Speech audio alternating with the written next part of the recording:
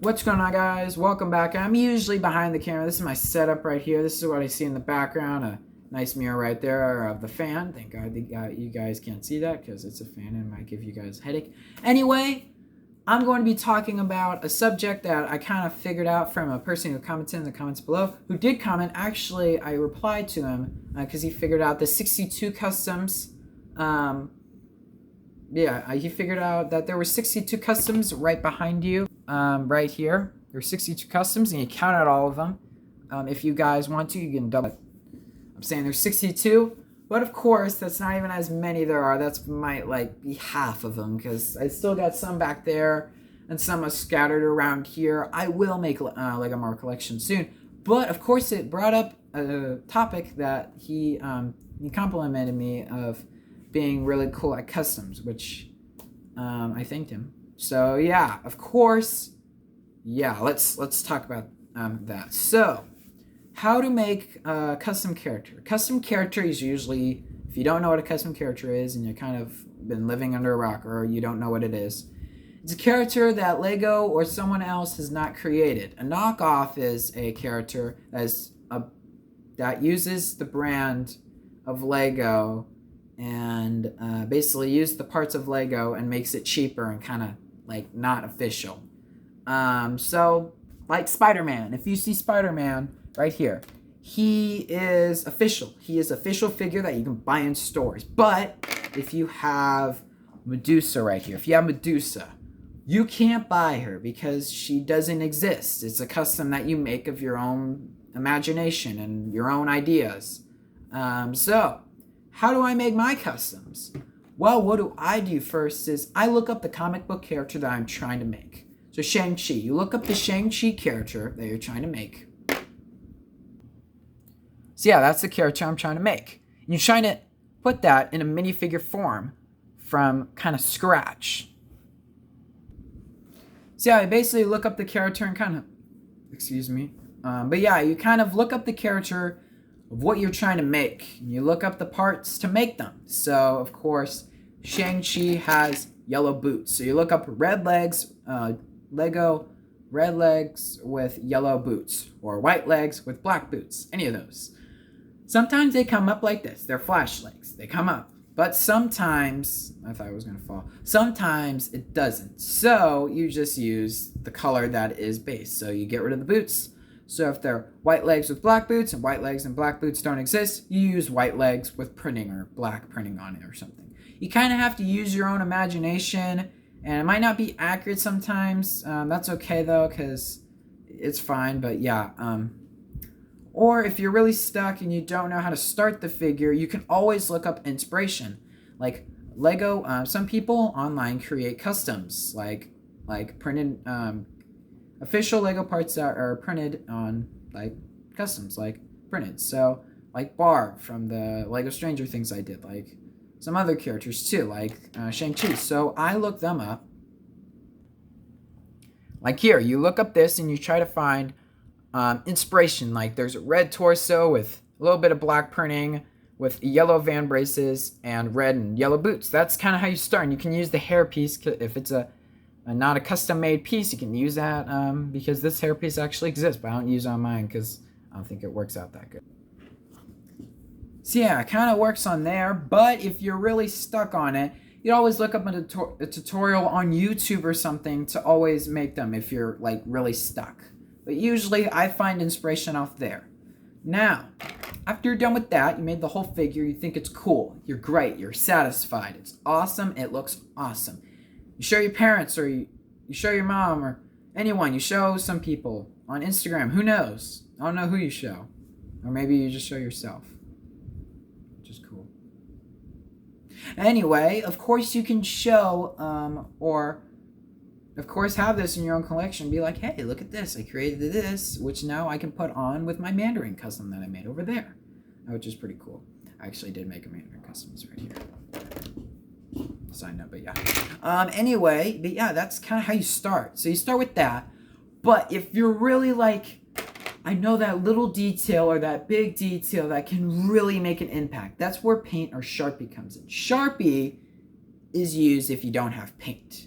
But Sharpie, I don't use Sharpie anymore Sharpie is my last resort because I don't use Sharpie anymore because it falls off. If you're messing around with it and you're like this, you're like messing around, you're fighting, you're doing stop motion, you're doing all that stuff, that's fingerprints. And fingerprints slowly removes it. But I use paint. You can use different paint. You can use Apple paint. There's a whole bunch of paints that you can use. But I use acrylic paint because acrylic paint kind of scratch off, which is not good, but not bad either because, of course, it's good because, of course, as you guys see, Shang-Chi is perfectly fine. He hasn't had any scratches. If he does, you just paint over that. It's kind of easy. Or Sharpie. If you use Sharpie, you're paint a little Sharpie mark right here. If you're trying to make Shang-Chi. If you're trying to make Iron Fist or something, that's a whole different story. So, yeah, that's kind of what you do. What I did is, of course, there was a zipper print right here, which was from a torso. I forget what it was called. It was in that fun fair thing. But yeah, of course you do that, and you put like little black printing, little black paint right there. It's kind of simple. Or you can put black Sharpie, whatever. But if you really can't find a figure that looks like it, like you find a torso, but you look at it, you just have that like thing that's like, it don't look good. It just looks ugly or something. Then you paint the whole torso. It's completely custom. That's my Doctor Strange. I'm going to spoil him for this video, but that's my Doctor Strange. I'm not going to zoom in any further because this is not a figure. But yeah, you can paint your own torso, which I did, and the Sculpey, but we'll talk about that in a different segment in this video. But yeah, that's kind of what you do. You paint your old torso. If you're really good at painting and you have good paintbrushes, I usually prefer skinny paintbrushes.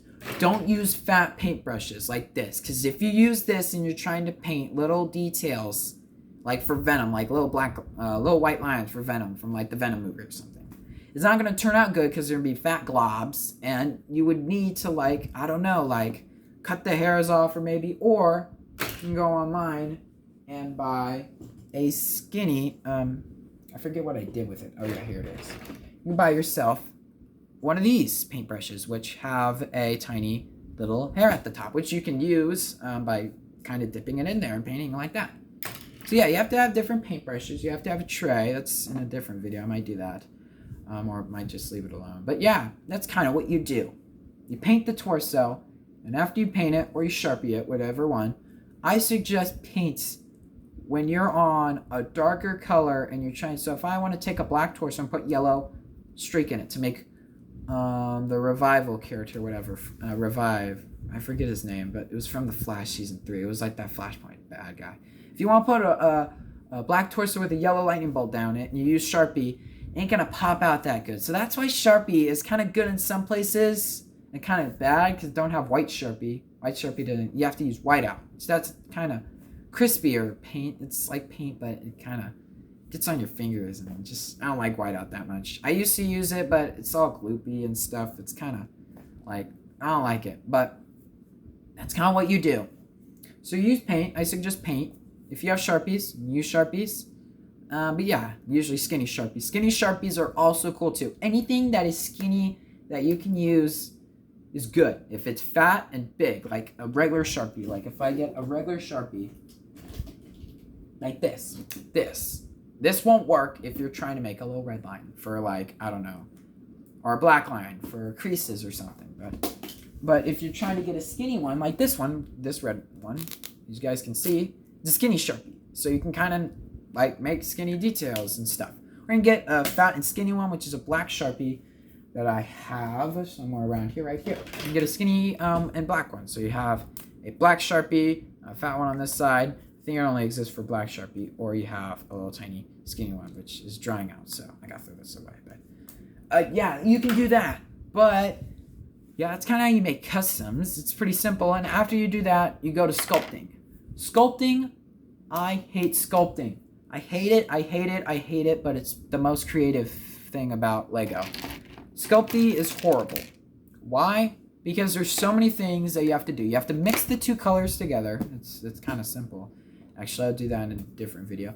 But sculpting is really, really, really hard. I'm not like MGF Customs where I can sculpt a whole Iron Man figure and be like, look at this, it's so cool. I'm not like that. I usually do like this, where it's fat, globby, It don't look good, but gets the job done. But yeah, that's sculpting. I really just hate sculpting because there's always a better option from sculpting.